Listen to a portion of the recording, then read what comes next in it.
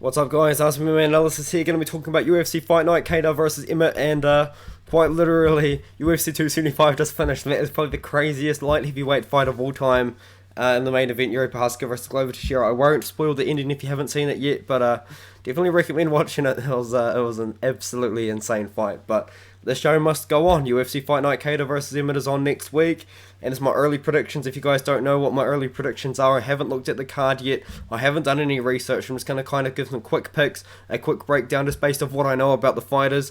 I might admit to you guys that maybe there's someone on the fight card that I don't actually know who they are or what they do, and I'll just let you guys know. But as always, sponsored by BetUS, 125% sign up bonus using the link below, and let's get straight into it. Cole Delcas versus Roman Dolidze. Cole Delcas brings a very well-rounded game to the table. I'd say predominantly well-known for his jiu-jitsu. He did recently beat Jamie Pickett by submission in his last fight only a couple of months ago, so good to see that he's active. But he had that he'd part no contest with Kevin Holland where he looked really good. He did get the finish in that one, but overturned to a no contest pretty much just at the event. But Roman Dolidze, 9-1, the guy that stole JP Bay's wife. If you guys don't know that situation, JP Bays was married to Cheyenne Bays, now Cheyenne Velismus, because they got a divorce because Cheyenne Bays, to put it bluntly, was running away with Roman Dolidze instead of hanging out with her husband JP Bays. So Roman, the wife stealer Dolidze, is in this one here, and let's just say JP Bays is hoping that Cole Delcas gets the KO. But I mean, people joke about this guy because his win over Lariano Staropoli is probably the most boring fight in UFC history. He's not really a super exciting fighter. I think Cole Delcas should sub him, to be honest. I think he'll probably get the submission. Let's get moving a little bit. We're already a couple of minutes into the video. There's like 14 fights on this card. It's crazy. Phil Horse taking on Duran Win. If you don't know who Duran Win is, he's really short. He's 5'6". That middleweight now, not at light heavyweight or wherever he was fighting last time, but he's actually Daniel Cormier's prospect. He's Daniel Cormier's boy. As I said, the guy is 5'6". The guy's tiny, man. Phil Horse, very good power puncher, somewhat good wrestling, I guess you could say, but he did get knocked out by Chris Curtis. He's got a win over Cole Delcas, which is pretty good. The win over Nassim Mivov is aged very well as well. Knocked out Jacob Malkoon. I think he should probably be able to knock out Duran Win.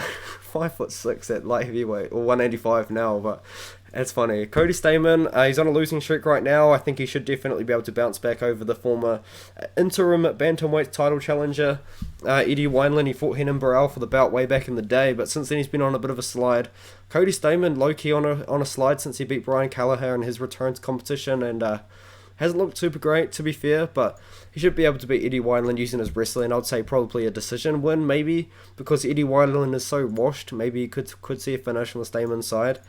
Gloria Paula, a lot better than that record says. She beat Diana Belbita recently. I picked Diana Belbita to beat her, but Gloria Paula's got pretty good kickboxing, low-key. Maria Oliveira, on the other hand, she fought 6 months ago against Tabitha Ricci. I believe that was her debut. It was her debut. And she lost a decision. Tabitha Ricci's pretty good, like as a prospect, but yeah, I just don't think Maria Oliveira is quite ready for the UFC. I mean, it's kind of been proven when she lost to Marina Rodriguez 4 years ago and lost in Ryzen 4 years ago as well. But hey, man, it is what it is. She's young. Gloria DePaula's young as well, but DePaula by decision is my pick. She's got good kickboxing. I think she should get it done. Danny Chavez versus Hakato Ramos. Hakato Ramos, pretty good grappler. I'd say he's probably predominantly known for the grappling. He's not even 27 years old yet as well. He lost to Zubaira Takagov recently though, but before that he was on a win over Bill Algeo, who I think is still in the UFC. He lost to Lorraine Murphy. I mean, not too bad of a loss, to be fair. Beat Iwaro Garigori, who I think got cut after that loss because I think he tested positive or something actually, and he beat Joni Newson, who recently beat that Garcia guy who made his debut. Can't remember. Danny Chavez though fought 9 months ago, split decision, majority decision draw to Kai Kamaka III, who's had some success in Bellator, to be fair. But yeah, I don't know. To be fair, I don't really know too much about these guys, but Hakato Ramos is a really good ground game. He should probably win this fight. Maybe by a submission, but everyone's picking a decision, so we'll see how that goes. Court McGee, Jeremiah Wells, somewhat of a wrestling pedigree on both sides, really. Court McGee's pretty good wrestler. Jeremiah Wells, pretty good wrestler. Court McGee's been around for a very long time. I think he recently lost to Carlos Condit. He did. Since then, he's on a little win streak over Ramiz Brahimaj. actually, who where Ramiz Brahimaj got exposed a little bit somewhat. Ramiz Brahimaj really good grappler in his own right, really good first round finishes. To be fair, Jeremiah Wells, speaking of first round finishes, submitted Blood Diamond in the first round. And he's also beaten Wally Alves by ground and pound, which is a very good win in my opinion. But he's old. Both guys are old. Almost 36 years old for Jeremiah Wells. 37 and a half years old for Court McGee. I'll go with Wells to win the fight. But hey man, it's a tough one. Both guys are quite old. And now Jasmine Jasudavicius, very good prospect. Dana White's Contender Series prospect. Won a good decision over Julia Pilastri. And then she won a decision over Kay Hansen. I think she was the underdog against Pilastri. I can't remember if she was the dog against Jasudavicius, but I picked Jasudavicius, I believe, to win both of those fights actually, but I might have picked Pilastri, maybe. But I know I picked her in her last fight. Natalia Silva making her debut, pretty good prospect, but hasn't fought for 2.5 years. Very good prospect fight, somewhat. I mean, Jasmine Jasudavicius is a very old prospect. I feel like if she wants to get her way up in the ranking, she's got to do it now, and she's got to fight often, which is what she's doing. She's fought this is her third fight in 8 months, which I can respect, but Jasudavicius, I just know a lot more about her. Don't know anything about Silva. Might have to look into her on the regional scene, but she hasn't fought for 2.5 years. Somewhat of a red flag. Adrian Yanez versus Tony Cully. Tony Cully is that guy that recently went viral for saying that thing about the Brazilians. He's also Andrea Lee's boyfriend, so Andrea Lee has a type, is all we'll say, and he recently knocked out Randy Costa, who Adrian Yanez also knocked out Randy Costa. He went split decision with Davey Grant, but Davey Grant's a very good striker. Tony Cully's an alright striker as well. He's also got a little bit of wrestling in his game as well, I would say, but no, I think the guy that is probably the better striker, the better boxer, is definitely Adrian Yanez. Very, very hyped up prospect. This is definitely going to get a good win for Yanez, I think. I think Yanez is going to knock him out. I think Yanez will probably knock out Tony Cully in the first or the second round, in my opinion. So, yeah, that's my pick. Julian Marquez versus Gregor Rodriguez. I've got banger alert. The banger alert radar is going off right now. Two guys that like to bang. Julian Marquez likes to bang on the ground. And no, I shouldn't have said that. That was terrible. That's embarrassing. On the feet and on the ground. Gregor Rodriguez likes to stand and trade as well. Rodriguez recently lost to Armin Petrosian. I think Armin probably did win that fight, but there is an argument to be made either way, to be fair. Not really worth arguing. The fights happened 3 months ago, but I mean, he beat Union Park, who's pretty good. He beat Josko Todorovic, who's pretty good as well. He knocked out Josh Fremd, who's now in the UFC. And that was his ticket to the UFC. He knocked him out in the first round. Julian Marquez, though, on the other hand, very good fighter. I mean, he's been in the UFC for almost 5 years now. Submitted Darren Stewart, lost to Alicia Crisio, but then he submitted Maki Pitolo, submitted Sam Alvey. I think it was the Maki Pitolo fight where he called out Miley Cyrus, but Julian Marquez is very well rounded. I'd say he likes to stand on the feet and then get submission, club and sub sort of fighter. I'll go with Rodriguez. I think he's got really good stand up. I think he's probably going to win the fight at like a kickboxing range sort of situation, in my opinion.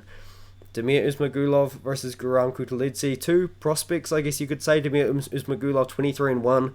Insane record, but he doesn't fight often enough. He hasn't fought since about a year ago when he fought Rafael Alves, and then took a year and a half off before that, and then felt like 5 months off before that, and then he doesn't fight often enough for me, man. Guranku Tbilisi, though, same sort of situation, hasn't fought for about a year and a half. Lost a split decision to Mateus Gamrot, very good prospect. Main eventing a card coming up quite soon, and he's only got one fight in the UFC. I know a lot more about Damir Ismagulov than I do Kutaladze, so I'm going to be going with Ismagulov, but I like Ismagulov as a prospect. I just wish that he fought more often. He's 31.5. It's, I think now's the time for him to get it going. Now, Albert Duraev versus Dwight Quinn Buckley. This is interesting. Dwight Quinn Buckley coming off that highlight KO, or we're still trying to live on to that hype, but I think everyone's already forgotten about it about a year and a half ago. And I think it's about time that Dwight Quinn Buckley needs to move on and to build a career outside of that highlight KO. But Albert Duraev, man, he's going to come to wrestle.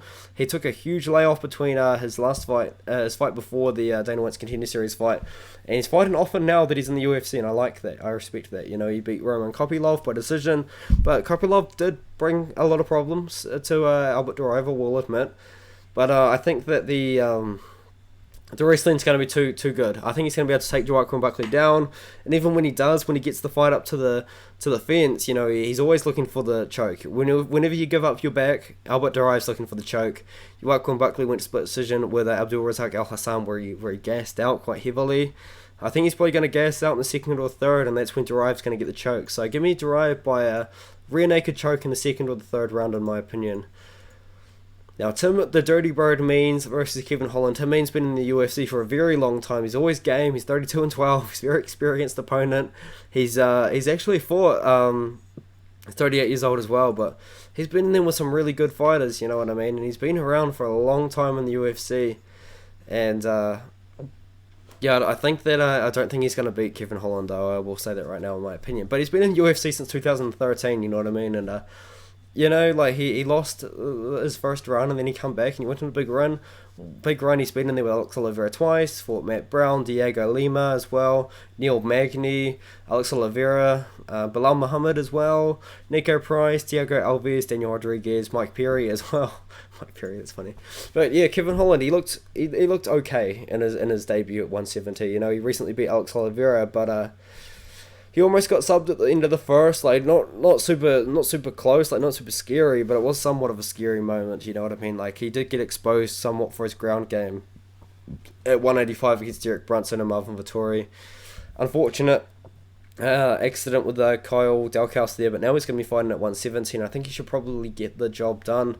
Over 10 means he's always going to be a game opponent, but Kevin Holland, he's got the power on the hands. Give me Kevin Holland probably by a KO, you know what I mean? So yeah, I might be going with Kevin Holland by KO. He's a good fighter, he really is. And now Joey Lozon, Donald Cerrone. Damn, this fight was meant to be on the pay-per-view. I think UFC 274, would I be mistaken at saying that?